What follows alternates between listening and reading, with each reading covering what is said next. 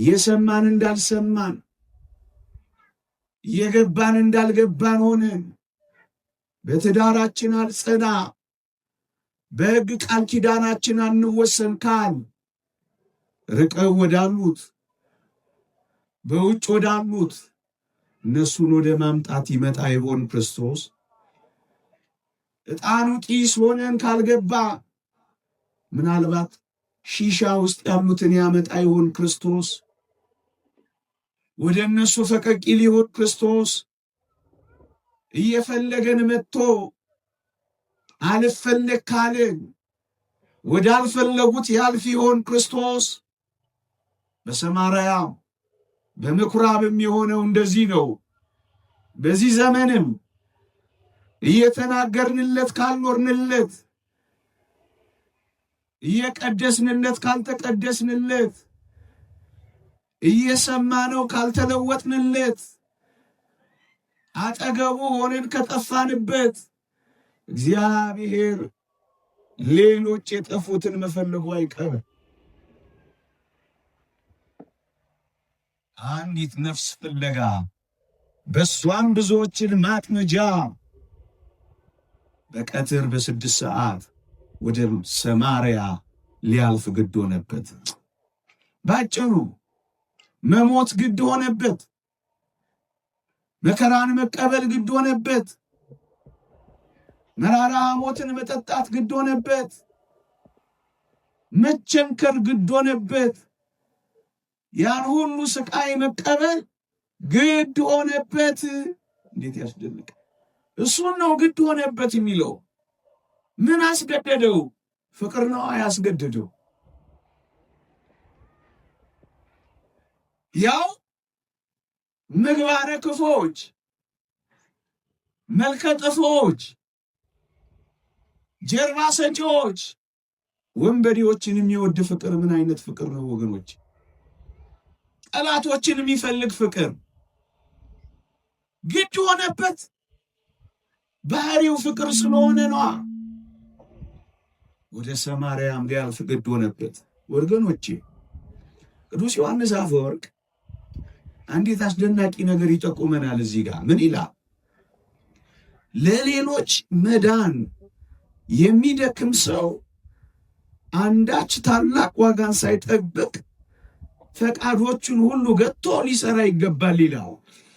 ጥቂት ጌታችን ወደ ሰማርያ ሲያልፍ ይህችን ሴት ሰማርያይቷን ሴት እንዴት ወደ ሕይወት እንደመለሳት መነጋገር የምንችለው ክርስቶስ እንዴት ማገልገል እንደጀመረ እንዴት አገልጋይ እንደሆነ ጥቂት ሳሳያችሁ ነው። ፈቃዶቹን ሁሉ ያልገታ አገልጋይ ሰውን ሊማርክ አይችልም ወገኖቼ። ክርስቶስ በእንስሳት ትከሻ ላይ ተጭኖ አልመጣም። እንደምታውቁት በእግሩ ደክሞት ነበር ይላል። በእግሩ ነበር የኳተነው። ቀላል መንገድ አልነበረም። ፈቃዱን ሁሉ ገቶ የሚያገለግል አገልጋይ፣ ነፍሳትን ለክርስቶስ መማረክ የሚችለው ፈቃዱን ገታ አድርጎ እንደ ጌታችን ሲያገለግል እኮ ነው። ከቅምጥልነት ሲርቅ ነው እንዴ! በጣም ብርችንችን ያለ ቅምጥልነት ውስጥ እያለን የምንማርከው ነፍስ ይኖረናል ወገኖቼ። እኛ እኮ አንዳንድ አገልጋዮች እኮ ገና መኪና እያማረጥን እኮ ገና ብራንድ እኮ እያለያየን። ታዲያ እንዴት አድርገን ነፍስን ማርካለን ወገኖቼ? ዓላማው ሌሎችን ለማዳን የሚደክም ሰው አንዳች ታላቅ ዋጋን ሳይጠብቅ ፈቃዶቹን ሁሉ ገቶ ሊሰራ ይገባል የሚለው ነው። ክርስቶስ መሰረታዊ ከሆነ ነገር እንኳን አልያዘ። ይቺ ሴት ምን እንዳለችው ታስታውሳላችሁ? የውሃ መቅጃ እንኳን እኮ የለህም አለች። አይገርም? ምንም የሌለው ምናልባት እንደ ጌታችን ምንም የሌለን እስክንሆን ድረስ ባዶ ልንቀር አንችልም። ስጋውያን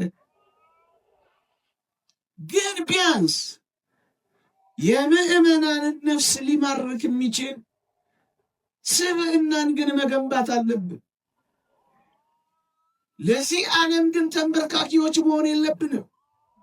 ክርስቶስን ተመልከቱ። የሚቀዳበት መቅጃ አይደለም። ደቀ መዛሙርቱ እንኳን የሄዱት ተርበው እንጀራ ሊገዙ ነበር የሄዱት ይላል። ምግብ ያን ያክል እኮ ብርቅ አይደለም። አሁን የሚያጋድል ስንቅ እኮ ያን ያህል ቁም ነገር እኮ አልነበረም። ምዕመናንን የሚያስረሳን ማዕዳችንም ያን ያክል ሰፊ ብፌ መሆንም አይጠበቅበትም። የሌሎችን ነፍስ ለማዳን የሚተጋ ሰው ፈቃዶቹን ጥቂት እንኳን ካልገታ እንዴት አድርጎ ነፍሳትን መማረክ ይችል ይሆን? ይቅርታ አድርጉልኝ። ምናልባት በዚህ ዘመን እንደኔ ያለው ደካማ ሰው ብዙዎቻችሁን መማረክና ለእግዚአብሔር መቅረብ ያልቻልነው ፈቃዳችንን መግታት አቅቶን ይሆን? በዓለም ካለው ስግብግብነት እኛም ጋር ያለው ስግብግብነት በልጦ ይሆን? አላውቅም። ክርስቶስን ግን ተመልከቱት። ማደሪያው፣ መብያው፣ ማጌጫው፣ መዋቢያም አልነበረው። ልብሱም አንድ ቅያሬ የሌለችው ምዕመናን ምናልባት ክርስቶስ እዚህ ጋር የሚያስተምርን አስደናቂ ነገር የሰማርያዊቷን ሴት ነፍስ ብቻ ነበር የፈለገው። ወገኖቼ ምዕመና እናንተ እንድትድኑ እንጂ የእናንተ የሆነውን ገንዘብ ልንፈልግ እንደማይገባን እንነግራችኋለን። በእርግጠኝነት ፈተናችሁ ላይ እንጂ ፍትፍታችሁ ላይ ልንሰራ እንደማይገባን እንነግራችኋለን። የተወደዳችሁ ክርስቲያኖች ቋጥራችሁልን የምትመጡትን አይደለም እኛ የምንፈልገው፣ ከቻልን ቋጠሯችሁን መፍታት ነው የምንፈልገው። ተሸክማችሁልን የሆነ ነገር እንድትመጡልን አይደለም የምንፈልገው። ያጎበጣችሁን ሸክማችሁን ማስወገድ ነው የምንፈልገው። አበላችሁን አይደለም የምንፈልገው፣ እንባችሁን ማበስ ነው የምንፈልገው። የምታስጨብጡልን ትንሽ ነገር አይደለም የምንፈልገው፣ ጨብጦ የያዛችሁን ነገር ማላቀቅ ነው የምንፈልገው። ክርስቶስ ያደረገው እንደዚህ ውሃ ጠጪት ሲላት የመሰላት ስለ ውሃ ጉዳይ ሆኖባት ነበር ወገኖቼ፣ አይደለም። በጣም ይደንቃል። ጌታችንን ተመልከቱት። ምግብን መተው አንድ ነገር ነው፣ ለውሃ ማለት ያለመጨነቅ ሌላ ነገር ነው። ስለ መኖሪያ ቤትም ማሰብ ምናልባት ከባድ ይሆናል። ቢያንስ 12 ደቀ መዛሙርቶች አሉት ክርስቶስ።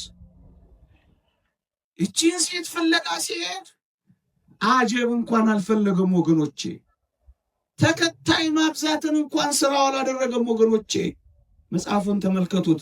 ብቻውን ትተውት ነበር ይላል ወገኖቼ። የክርስቶስን ነፍሳት የሚያገለግል ምዕመናንን የሚማርክ አገልግሎት የሚጀምረው ከዚህ ነው።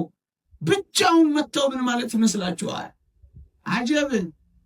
በዚህም የሚመጣ ዝነኝነት፣ ኩራትን፣ ትዕቢትን ክርስቶስ ረግጦ የጣለው አይመስላችሁ?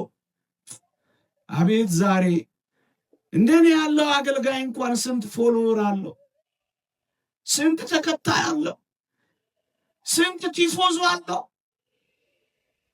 ይቅርታ አድርጉልኝና አገልግሎታችን እንኳን በቲፎዞ የተሞላ፣ ስብከታችን በቲፎዞ፣ ጥሪያችን በቲፎዞ፣ ዝማሪያችን በቲፎዞ፣ ሹመታችን በቲፎዞ። አሁንማ ወደ ከፋም ነገር ተሸጋግረናል። ክርስቶስ ብቻውን ነበር ይላል። ብቻው። በዚህ ምን አደረገ? ለራሱ ክብርን ከመፈለግ ክብርን ናቀ። ክብርን የማይንቃት ሰው ክብር አትከተለው። በግድ አክብሩኝ የበዛው እኮ ለዚህ ነው። ልታይ ማለት ክርስቶስ ብቻውን ነው እቺን ነፍስ የማረካት።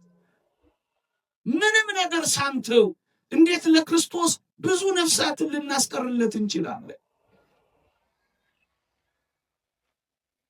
የወጣውን ሕዝብ ማስገባት እንችላለን። ጭራሽ እየወጣብን እኛን ሲያየን እየተበሳጨብን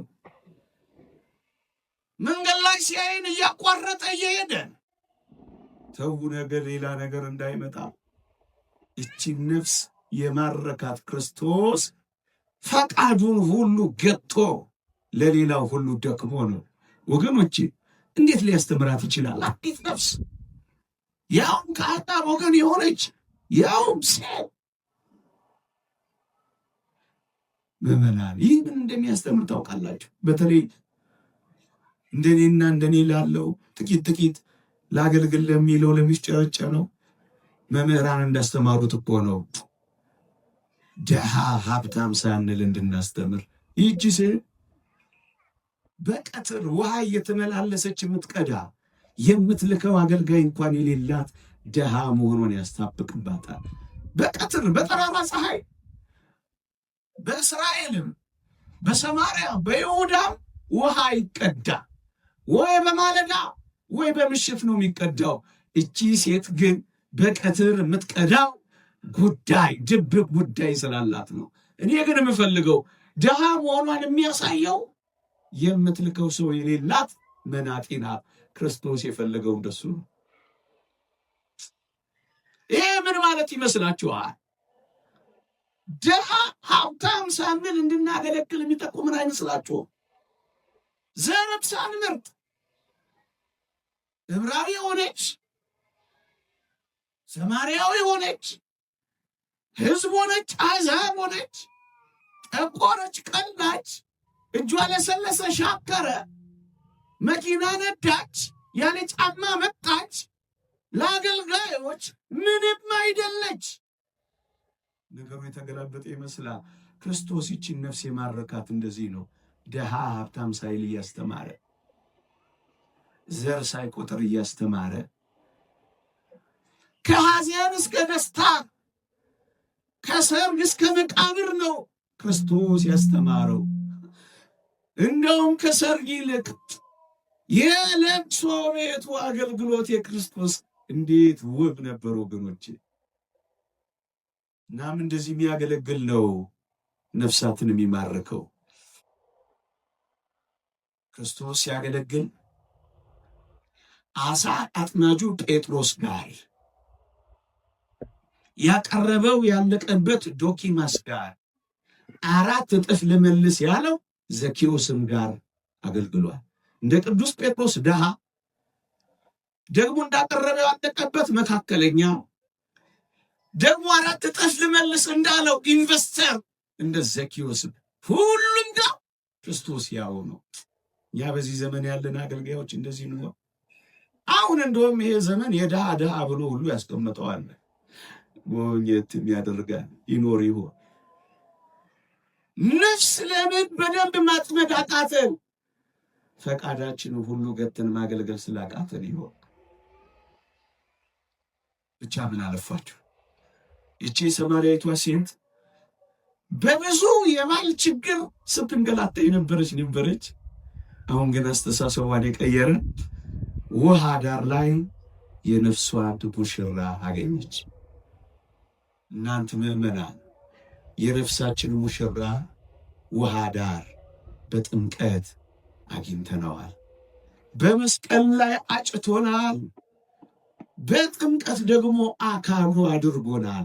ውሃ ዳር አግኝቶናል ሁላችንንም። አንድ ሊቅ የነፍሷን ሙሽራ ውሃ ዳር አገኘችው ይላል። በባል ዘንድ ታስራ መከራዋን ስትበላ የነበረችው ይህቺ ሴት አሁን በሙሽራዋ በክርስቶስ ፍቅር ታሰረች። ወገኖቼ መቼ ነው በጌታችን ፍቅር የምንሆልለው? መቼ ነው በሙሽራችን ፍቅር የምንታሰረው? መቼ ነው ከዓለም ፍቅር በላይ የእግዚአብሔር ፍቅር በልጦብን ዓለምን ቀለል አድርገን ማየት ምንችለው መቼ? እቺ ያደረገችው እንደሱ ነው ወገኖቼ። ጥቂት ነገሮችን ላንሳና ሰዓቴ እንዳያልቅብኝ በጊዜ እንድጠቀም ጥቂት ነገሮችን አንስቼ ላብቅ። እርግጥ የተሰጠኝ ደቂቃ ቫት እንደሚኖረው አስብ እንጂ ሰዓቱ አልቋል። መቅደሙን በመናገር ፈጅቼዋለሁ። የአቶ ውስተራው መምህር ትንሽ ቫት ከጨመሩልኝ ልቀጥል። ባይጨመርም ይበቃል። ብዙ ነገር አያስፈልግም አይደል? ዝማሬው መዝሙር ነው። ማይጠንቱ ስንት ነገራችንን እያረመልን እያከመን ነው አይደል? በነገር ብዛት ነው፣ በመራቀቅ ነው። እዚህ በመምጣታችን እንኳን ፈውስ ነው። እውነት አዘር ይህቺ ሴት ክርስቶስ አንዳች ነገር ሊያደርግላት የሚችል እንዳልሆነ ብትገምትም ታግሳ ከማውራት ግን አልወዘነችም። ስታየው የደከመ ያው ውሃ የሚለምን በአንድ ልብስ የተጣበቀ ምንም ሊያደርግላት እንደማይችል የተረዳች ሰው ትመስላለች። ለማናገር ግን አልወዘነች። ንቃም አላለፈችው። እንደ ነገሩ ጣም አላረገችው። ምን አረገች? ሰማችው። ያው በጠራራ ፀሐይ በዛ ግለት ስር ቁጭ ብላ መማር ምን ያህል ይደንቃል። እኛ እኮ ክርስቲያኖች ፍጹም እንዳደረገልን እያወቅን ከሞት እንዳወጣን ወደ ሕይወት እንደጨመረን በደላችንን አበሳችንን ሁሉ እንዳስወገደልን ክፋታችንንም እንዳራቀልን አዲስ ሕይወት እንደሰጠን መስቀል ላይ እንደሞተልን የራሱን አካል ድግስ አድርጎ እንደደገሰልን ኧረ ስንት ጉድ እያወቅን የምር ማናገር ያቆምን ስንቶች። የምር ታናግረዋለህ በጸሎት፣ የምር ትወተውቸዋለሽ በሱባኤ። እግዚአብሔር በቃሉ ሲናገረን የምር ልባችን ይቀልጣ። እሱን እናዳምጠዋለን። በቁም ነገር እናናግረዋለን። በቁም ነገር እንሰማዋለን። ያው በተመቻቸ ስፍራ ሊያደርግልን እንደሚችል እያወቅን እንኳን መናገር ያቆምን ስንቶች ነን። ቺንሲንክ ተመልክቷት። በዚያ ሁሉ መከራው በዛ ግለትና ፀሐይ ውስጥ ከማናገር አልቦዘነች። ይህ አስደናቂ ነገር። ስንቶቻችን ማናገር አቁመን ጸሎት አቁመን ይሆን? ስንቶቻችን ከዕለታት አንድ ቀን እንጂ በቁም ነገር የእግዚአብሔርን ቃል መስማት ትተን ይሆን? ስንቶቻችን በቅዳሴ ላይ ማናገር አቁመን ይሆን? ስንቶቻችን ሱባኤ መግባት ትተን ይሆን? አሁን እንኳን እግዚአብሔር ሲናገር በቁም ነገር እናናገረው ይሆን? እንሰማየው? ልባችን ይሰማዋል? ጌታችን መድኃኒታችን ኢየሱስ ክርስቶስ ለዚህ ሴት ሁሉን በአንድ ያላስረዳት በሞት ይስሙ። ቅዱስ ኤፍሬም ሶርያዊ ምን ይላል? ጌታችን ከሳምራዊቷ ሴት ጋር በተነጋገረ ጊዜ በንግግራቸው መጀመሪያ ማንነቱን አልገለጠላትም። መጀመሪያ ያየችው ውሃ የጠማውን ሰው ነበር። ከዚያም አይሁዳዊ፣ ከዚያም መምህር ረቢ፣ ቀጥሎ ነቢይ፣ ከሁሉም መጨረሻ መሲሁን አየችው ይላል። ቀስ በቀስ ነው የገለጸላት። እኛ እኮ በጣም ችኩሎች ነን። እግዚአብሔር ቶሎ ካልነገረን ባክባ ወደ ገደለው ግባ እኮ ነው የምንለው። ሁሉም ነገር ቶሎ ወደ ገደለው እንዲገባ ስለምንፈልግ ብዙዎቻችን ገደል እየገባን፣ ቀስ በቀስ ነው እግዚአብሔር የሚሰራው። ቀስ በቀስ ነው የሚያሳውቀን። ባንዴ ጸሎቴ ካልተሰማ፣ ባንዴ ኃጢአቴ ካልተወገደ፣ ባንዴ እንደው ክንፍ ካላወጣው፣ ባንዴ ማይበሉ ጸጥ ካላለ፣ ባንዴ ሁሉ ነገር ካልተስተካከለ፣ ባንዴ ስዕለቴ ካልተሰማ፣ ባንዴ እነዚህ አለ እዩት እንዴት ቀስ በቀስ እንደገለጠላ። እንዲያውም ቅዱስ ኤፍሬም ይደነቃል። ውሃ የተጠማውን ሰው አለ በንግግር ልትረታ ሞከረች ይላል። መቅጃ የለህ ምንጥስ ቅብጥርስ እያለች ልትረታው ሞከረች ይላል። ይሄ ብቻ አይደለም፣ ቀጠለችና ከአይሁዳዊው ጋር ዘር ቆጠራ ገባችና ለአይሁዳውያን ያላትን ጥላቻ አሳየች። የእሷን ደግሞ ነገር ተመልከቱት። ክርክር፣ ከክርክር ቀጥሎ ጥላቻ። እንደገና ከመምህሩ ጋር ደግሞ ተከራከረች። አባቶቻችን ነግረውናል። ክርስቶስን ማስረዳት በዚህ ተራራ የማትሰግዱበት ጊዜ ይመጣል ብሎ እቅጩን ነገራት። ከመምህሩ ጋር ግን ተከራከረች። መጨረሻም ባልሽን ጠርተሽ ደይ ሲላ አንድ ድብቅ ምስጢር ሲነግራት ነብይ ብላ ደግሞ ወደ መጥራት መጣች። ከዛስ ምስጢሩንና ጉዷን ሲነግራት ከነብዩ እግር ስር ተንበረከከች ይላል። መጨረሻ መሲሁን ወደደችው ይላል። በሞቴ ልድገምላችሁ። ምን አደረገች? በንግግር ልትረታ ሞከረች። ጥላቻ አሳየች፣ ተከራከረች፣ ከነብዩ እግር ስር ተንበረከከች። መጨረሻም መሲሁን ወደደች ይላል። ቀስ በቀስ ቀስ በቀስ ወገኖቼ፣ ቀስ በቀስ ነው ወደ እግዚአብሔር ፍቅር የምንመሰጠው። ቀስ በቀስ ነው የምንለወጠው። ከመቸኮል ትንሽ መረጋጋት ያስፈልገናል። አባቶቻችን ብዙ ደጅ መጥናት እኮ ተከትሏቸዋል ወገኖቼ። ፀሐይ እስካሁን አለች እስከ ማለት ደርሰዋልና አባ መቃርዮስ የክርስቶስ ብርሃን ውስጥ እየኖሩ ፀሐይ ትውጣ አትውጣ እስከማያውቁ ድረስ ደርሰዋል። ሰው ሴት ይሁን ወንድ ይሁን መለየት እስኪያቅታቸው ድረስ ደርሰዋል። እንደዚህ አይነት አስደናቂ ፍጽምና ውስጥ ገብተዋል።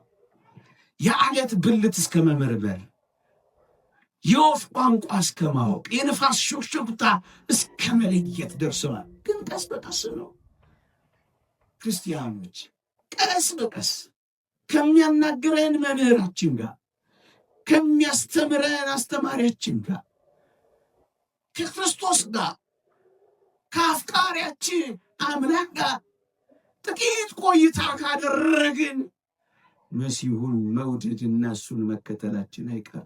አትቸኩሉ። ቶሎ ብላችሁ ጀርባችሁን ወደ መስጠት አትሂዱ። ቶሎ ብላችሁ አትወስኑ። ጥቂት ጊዜ ታግሳችሁ ስሙት። ቀስ በቀስ ቀስ በቀስ መሲሁን አገኘችው። ክርስቶስ ለብዙዎች መጽሐፍ ቅዱስ ውስጥ ተመልከቱ፣ ቀስ በቀስ ነው ራሱን የገለጠላቸው። ለእነሱ ቀስ በቀስ ገለጠ። እኔ ባንዴ ልወቀው ይባላል። እኔ አሁኑኑ ልረዳው ይባላል። እኔ ጠይቄያለሁ ቶሎ ካልተመለስልኝ ይባላል። ቀስ በቀስ ቅድም የነገርኳችሁ የዮሐንስ ወንጌል ምዕራፍ 9 ዓይነ ስውሩንም ተመልከቱት። ቃል በቃል የተናገረውን መጀመሪያ ኢየሱስ የሚባል ሰው አለ። ከዛ ቀጠለና ነብይ ሳይሆን አይቀርም አለ። ነብይ አለ። ከዚያ ትንሽ በቀቃለና ከእግዚአብሔር የሆነ ሰው ሳይሆን አይቀርም አለ። መጨረሻ ላይስ የእግዚአብሔር ልጅ አለ። መጨረሻ ላይ ሰገደለት። የባህሪ አምላክ እንደሆነ አወቀ። ቀስ በቀስ ከዛሬ ነገ፣ ከትላንት ዛሬ፣ ከዛሬ ከነገ ወዲያ ቀስ በቀስ ነው የምንለወጠው ክርስቲያኖች። ቀስ በቀስ ነው የምንበረታው። በአንድ ጊዜ ማለትማ ትዕቢት ነው። ብዙዎች መታገስ አቅቷቸው ነው ጌታችንን ሳያገኙት የሚሄዱት። ውሃ ፈልጋ የመጣች ነፍስ እንዴት ያስደንቃል! የዘላለም ውሃ አገኘች። ደግሞ አለው እንደ ልማዷ ውሃ ፈልጋን የመጣችው እሷ ግን እዛ ውሃ ዳርቻ ላይ ያገኘችው ግን ቃላት የማይገልጡት ሕይወት አግኝታ ነው የሄደችው። እኛም እንደዚህ ብንለው እኮ ጥሩ ነው። እንጀራ ፈልጌ ወጥቻለሁ፣ ቤትህ እንጀራ እንድትሰጠኝ እመላለሳለሁ። ጌታዬ ሆይ የዘላለም እንጀራ የሆንከውን አንተ አግኘኝ፣ የዘላለም እንጀራህን ስጠኝ። ብዙዎቻችን እንጀራ ለመፈለግ እንንከራተታለን። እንደው እውነት እንነጋገር ከተባለ በዚህ በስደት ዓለም ያሉ የቤተ ክርስቲያን ልጆች እንጀራ ፈልገው ወጥተው በእርግጠኝነት ቆራቢያን ሆነው እየጨረሱ እንደሆነ አረጋግጥላቸዋል። እንጀራ ፍለጋ ነው የወጡት። የዘላለም እንጀራን አገኙ። በየዕለቱ ቤት እንጀራ ፍለጋ እጄን ዘረጋለሁ። የዘላለም እንጀራን አንተን ምን ነው ባገኘው አንለው። ቤት ፍለጋ ወጥተው እግዚአብሔርን የዘላለም ማደሪያቸው ያደረጉ ብዙ ናቸው። ልጅ ፍለጋ ወጥተው የእግዚአብሔር ልጆች ሆነው ተመለሱ ብዙዎች ናቸው። ልጅ የለኝም ልጅ ፍለጋ ወጥቼ ጌታዬ ሆይ አንተ አባቴ መሆኑን አውቄያለሁ የሚሉ የሚመሰክሩ ይጠፉ ይሆን? እውነተኛ ልጅ ይሆኑ? እንደዛ እንድንመጣ የሚያደርገ ልጆች ማድረግ ስለሚፈልግ ነው ደጅ የምንጠናው። እሱን አግኝተነው እንድንሄድ እኮ ነው። አንዳንዴ ጉድለቶቻችን ደጅ መጥኛዎቻችን ያደርጋቸዋል እግዚአብሔር። ጉድለቶቻችንን መሙያ ያደርጋቸዋል እግዚአብሔር። ያጣነውን ፈልገን ስንመጣ ፈልገህ ያጣህንን እኛን አግኘና እንደዚህ ነው ሊባል የሚገባው። የተወደዳችሁ ክርስቲያኖች ፈቃዴን ፈልጌ ስመጣ ፈቃድን የምፈጽም ሰው አድርገኛ። ውሃ ፈልጋ መጣች። የዘላለም ውሃዋን አግኝታ ሄደች። የታደለች። ምን አግኝተህ ትሄዳለህ? ምን አግኝተሽ ትሄጃለሽ? ቁም ነገሩ እሱ ነው። በጥያቄ ተሞልተው መጥተው በጥያቄ የሚመለሱ ብዙዎች ናቸው። መልስ ይዘው ማይሄዱ፣ መልስ አጥቁረው ማይሄዱ፣ የተጨበረበረ መልስ ይዘው ማይሄዱ ምንኛ የታደሉ ናቸው። እኛ እንዲህ እንበለዋል። ፈውስ ፍለጋ ቤት መጥቼ በፍቅርህ ቆስዬና ታምሜ ልሂዳ ብንለው ነው የሚሻለው። ስጋዊ ፈውስን ፈልጌ ስመጣ ነፍሴ በፍቅር ትታመማ አግኝታ ነው እሱን የሆነችው ይህች ሴት በጣም ብዙ የሞተ ነገር አላት። ታዲያውን የሚያስፈልጋት የምር እኮ ውሃ እኮ አልነበረም። ይበልጥ የሚያስፈልጋት ህይወት ነበር የሚያስፈልጋት። የሞተ ነገር ያላት ህይወት እንጂ የሚያስፈልጋት ማን ነው? ህይወት እኮ ጌታችን ነው። ሌላ ምን ህይወት አለ? የሞተ ነገር ለበዛባት ለዚች ሀገር ከእግዚአብሔር በቀር ምን የሚያስፈልጋት ይመስላችኋል? ቅምጥልነት። ህይወት እግዚአብሔር ያስፈልጋት። ኃጢአት ለተጫናት ሰውነት ቤት ምን ያደርግላታል? እንደገና ልጫናት። ክርስቶስ ያስፈልጋት እንጂ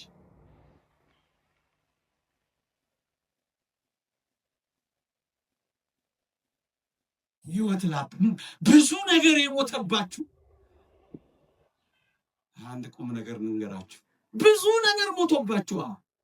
አንዱ እግዚአብሔር ግን ህይወት ሊሰጣችሁ ፈቃዱ ነው። ኑ ወደ እግዚአብሔር። ውሸታችንን አይደለም። ይኸው ተመልከቱ። መቃብር ነው ለሱ መቃብር ችግር ነው። ከመቃብር ሰው ሲያስነሳው አያችሁ። እንኳን ከመቃብር ከመፍረስ መስመሰት እኮ የሚችልበት አምላክ ኃጢአት ነው። በደሙ ያነጻው አይበቃንም? ምን ያቅተዋል? ለአንተ የሚያቅት ነገር የለም የሚለው ቃል አታምኑ። ብዙ የሞተ ነገር ያላት ኑ ከህይወት ጋር ተገናኙ። የደረቁ አጥንቶች እንዴት ህይወት እንደዘሩ በዚያ በሕዝቅኤል መጽሐፍ አላነበባችሁ? እርግጠኛ ነኝ በጣም ብዙ የሞተ ነገር አለ። ፍቅር ሞቷታል። ብቻ ሀገሩ ከእግዚአብሔር በቀር ፍቅር ማ ሊሰጣት ይችላል?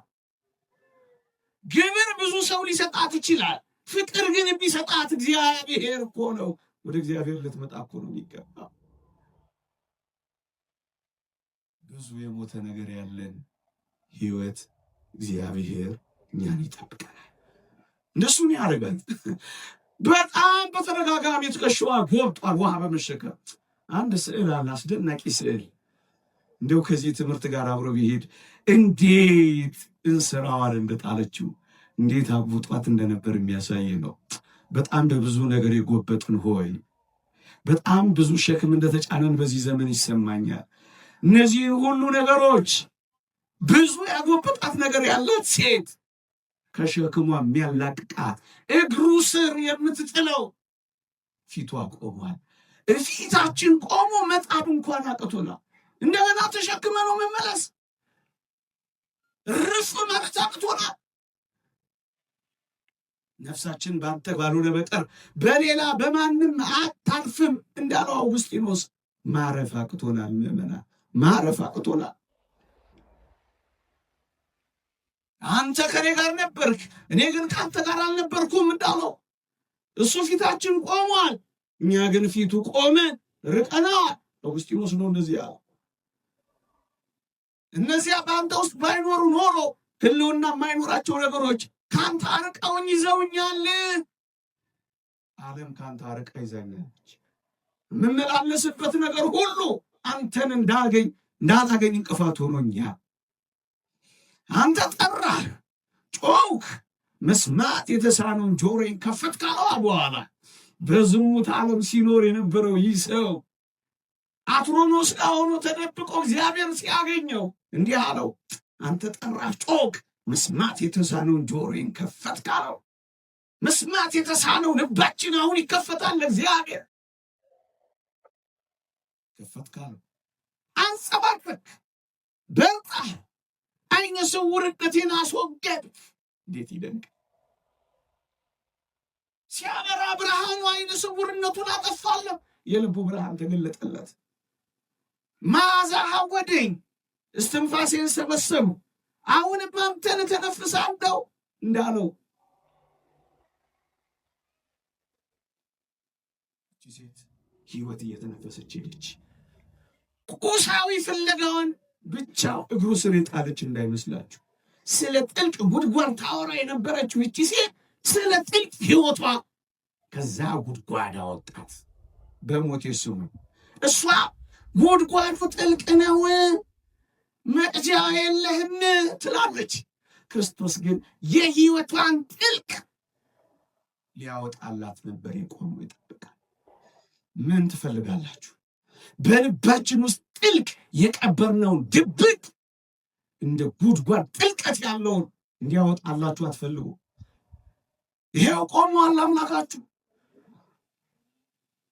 ከድብቅ ህይወቷ ባልሽን ጠርተሽ ነይ የሚለው መጨረሻ ላይ ያወራ።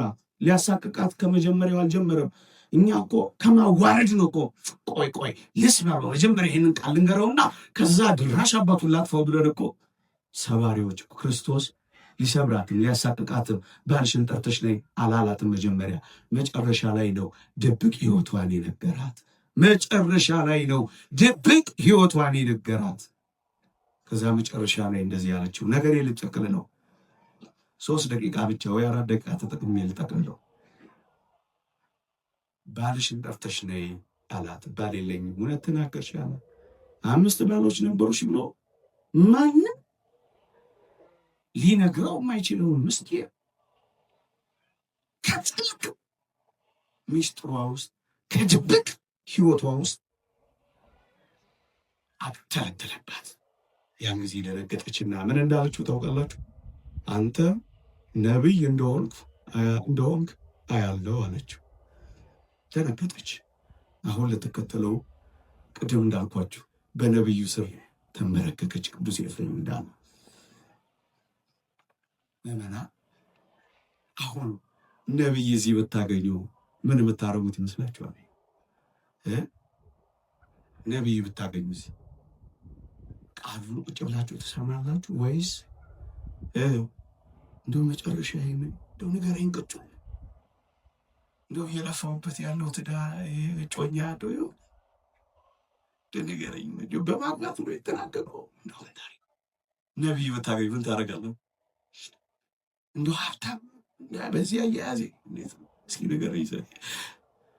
አንዳንድ ምስኪን ሰዎች እኮ የሚንከራተቱት እኮ እንደዛ እኮ ፍለጋ እኮ። የተወደዳችሁ ክርስቲያኖች እቺ ሴት ነቢይ እንደውም አያለው ካለችው በኋላ ስለ ጓዳዋ አልወተወተችው። ምን ያስፈልጋል? እሱን ካገኘች ሁሉ ነገር ይፈታላት የለ? ምን ያንከራትታ? ምን ያስወስውታ? በጣም ምትደንቅ ሴት እኮ ናት። ብዙ ጥያቄ አለባት። ይሞታል። አንድ ሰው አጠገቡ አስቀምጣለች። 5 ባሎች ሞተውባታል። ሌላ ደግሞ ጎረቤት አስቀምጣለች ይላሉ ሊቃውንት። ይህ ያስቀመጥኩትስ ለሚስጥር ቀስ ብላ ከንስሐው ጋር ቀረ ብላ እግሩ ስር በርከክ ብላ ቁጭ ብላ እዚህ ጎረቤት ያስቀመጥኩትስ ቀስ ብለህ ንገረኝ፣ ይሞታል ወይስ አይሞትም የምትለው አይመስላችሁ? ግን አላለችው። ምን አይነት ከእውቀትና ከመንፈሳዊ ልዕልና ጋር የተገናኘች ሴት እንደሆነች ይዋል። ስለ ጓዳ ይሞታል ወይስ አይሞትም ዝብዛቤ ውስጥ አልገባችም። ስለ ነገዋም ለማወቅ አልጓጓችም። መጨረሻ ምንድን ነው ንገረኝ ብላ ይሰጥ አገባም አልገባችም። እቺ ሴት አቤትኛ ገዳማቱን የሞሉት የበቁ አባቶች ፍለጋ የሚንከራተቱት አቤት አቤት አቤት አቤት እንዴ! እኛ ቤት ወጥተው አንዳንድ ቤት የሚንከራተቱት ሰዎች እኮ ባህሪያቸው እኮ ይሄ ነው። የእግዚአብሔርን ቃል ሳይሆን ስልክ ቁጥር ሲሰሙ የሚውሉ አያሳዝኑ? ቴሌ ሴንተር ቢሄዱ አይሻላቸውም ነበር? ለዚህማ ምስኪኖች እንዴ! እቺ ሴት የእሷን ታሪክ ረሳችው። ይሄን ምስጢር ሲነግራት የእሷን ተወችውና የዚህን መሲህ ጉዳይ ማወቅ ፈለገች። በጣም ቢገርም ነው። ተለወጠች። ይቺ ምስጢር ብቻ ለወጠች። ከዚያ ምን እንዳደረገች ታውቃላችሁ? በሞቴ እሱ መጠቅለያ ፈጠን ብዬ ይሄን ከነገራት በኋላ እንስራዋን አስቀመጠች። ስለ ጓዳዋ ማውራት አልጀመረች። አበቃ። የተቀየረ ሰው የተለወጠ ሰው እንደዚህ ዘብትር ያን ችግር ያወራሱ ፊት ሲነዘንዝ አይከርም። ተለውጧል። ሌላ ማንነት ይዟል። ከችግሩ በላይ መሆን ይጀምራል። በቦቴ ስሟል።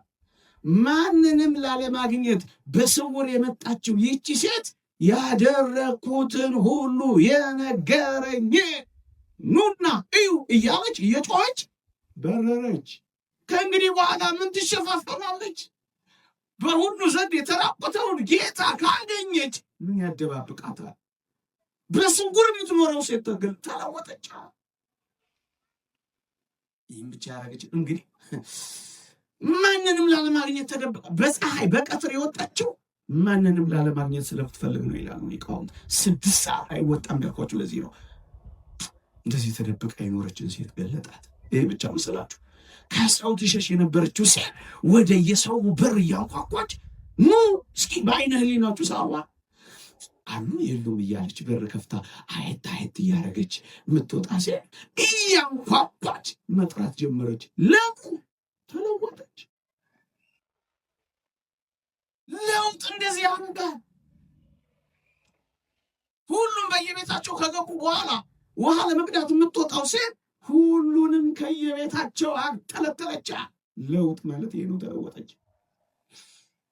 የምትልከው አገልጋይ የሌለት ድሃ ሴት ለክርስቶስ ሂጂ ሳይላት መላክ ጀመረች።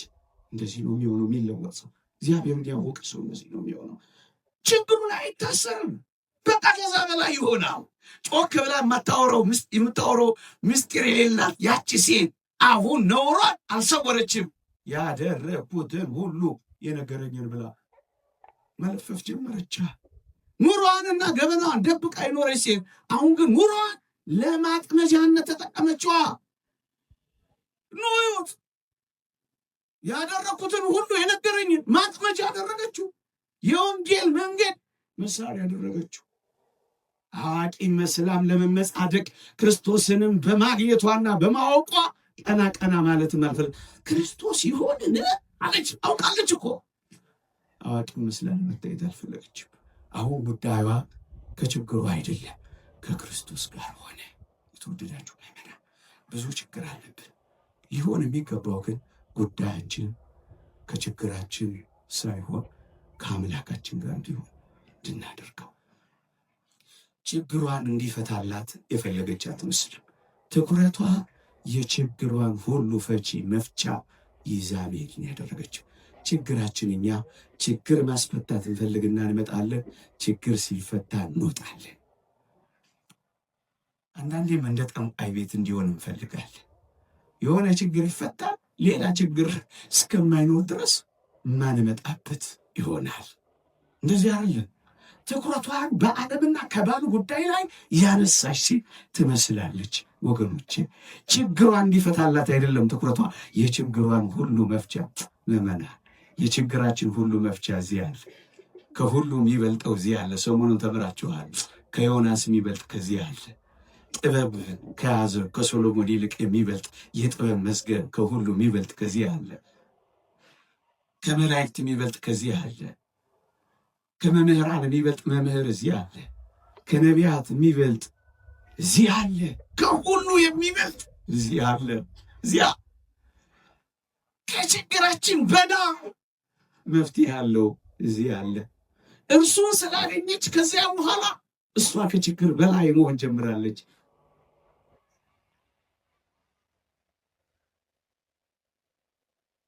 ሰራት ጌታችን አዲስ ሴት ተሰርታ ሄደች። የተወደዳችሁ ክርስቲያኖች ችግር ከእሷ የራቀ አይመስልም። የልቦናዋ አይን ግን በርቶ ሄዳለች። እቺን ሴት ቅዱሳት መጻሕፍት ዘኢንላይትንድ ዋን የበራላት ብለው ጠርተዋታል። በርቶላት ሄደች። ከነ ችግሯ ግን የበራላት ስለሆነች ከችግሯ በላይ ሆነች። ችግር የራቀ አይመስልም። እርሷ ግን ወደ ጌታችን ቀርባለች። ችግሯ አልጠፋም፣ የእሷ አይን ግን በርቷል። የተወደዳችሁ ክርስቲያኖች ለመጠቅለያ እንዲሆን እኛ ችግር ማስፈታት ላይ ብቻ ቆመናል። አንዱን ችግር በሌላ ችግር እንፈታለን። በሱስ ችግር እንፈታለን። የሆነ ቦታ በመሄድ እንደገና ታስረን የሆነ ችግር እናስፈታለን። እንደገና እንታሰራለን። ጠንቋዮች ጋር እንታሰራለን። መተተኞች ጋር እንታሰራለን። ገዳም መነኩሴ መሳዮች ጋር እንታሰራለን። የበቁ አባቶች መሳይ ጋር እንታሰራለን። መታሰር በሱስ እንታሰራለን። መታሰር የሆነ ችግር ለማስፈታት በሌላ ችግር መታሰር፣ ከችግር ጋር መኖር ችግር እንደሆነ አይቀር። የሚሻለው ነገር የሆነ ችግር አስፈትቶ ከመሄድ ይልቅ ችግር ፈቺውን ይዞ መሄድ አይቀልም። እሱን እናድርገው። ችግራችን ይፈታል። እኛ ግን አንዳንድ ጊዜ ራሳችን ችግር ሆነን እንቀራለን። እግዚአብሔር ችግራችን ያስቸግረው እንዳይመስላችሁ። እግዚአብሔርን ያስቸግረው እኛ ብቻ። ችግር አስቸግሮት አያውቅም እግዚአብሔር። ስዕለታችንን እናስገባለን ችግር አስፈትተን። እኛስ ስዕለታችን ይገባል፣ እኛ ግን ሞታለን። ችግር እንሆናለን ለእግዚአብሔር። ችግራችን ይፈታል፣ እኛ ግን እንታሰራለን በፈታልን ነገር። ችግር እንሆናለን። ችግራችን ይርቃል፣ እኛም አብረን እንርቃለን። ይህችን ሴት ግን ተመልክቷት። መጀመሪያ ቁሳዊ ውሃን የምትፈልግበትን እንስራ በአምላካችን በእግዚአብሔር ፊት ጣለች። ሁለተኛስ ችግሯን ሁሉ ጣለች። ሶስተኛና አስደናቂው ነገር ግን ራሷን ጣለች። ከትንሣኤ በኋላ ይህች ሴት ፎጢኒ ወይም ቅድስት ፎጢኒ ትባላለች። ከትንሣኤ በኋላ ከሁለት ወንዶች ልጆቿና ከ5 ሴት ልጆቿ ጋር ወንጌልን ለማዳረስ ለማገልገል የሰማርያ ሰዎችን ብቻ አይደለም ያንኳኳቸው የጠራችው፣ እንደገና ወደ ቅርጣን ወደ ካቴጅ ሄዳ ለዓለም ሁሉ ወንጌል ሰባኪ የሆነችው እንደገና ወጣች። በሀገሯ ሰዎች መቻ በቃች።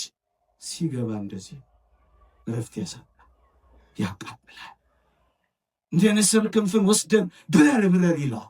ከልዋሪቆን እስከ ደማስቆ የእግሩ ሸውና እስኪነቀል ድረስ እንደተንከራተተው ጳውሎስ ያንከራትታል። አሳልፎ ወንጌል በረረች። በመጨረሻ በኔሮን ዘመን ከመላው ቤተሰቧ ጋር ሰማዕትነትን ተቀበለች። እንዴት አትሉኝም? ጉድጓድ ውስጥ ተጥላ ተጠናቀቀች። ጉድጓድ ውስጥ ላገኛት ሙሽራ ጉድጓድ ውስጥ ትሞሸረች። ይቆየን።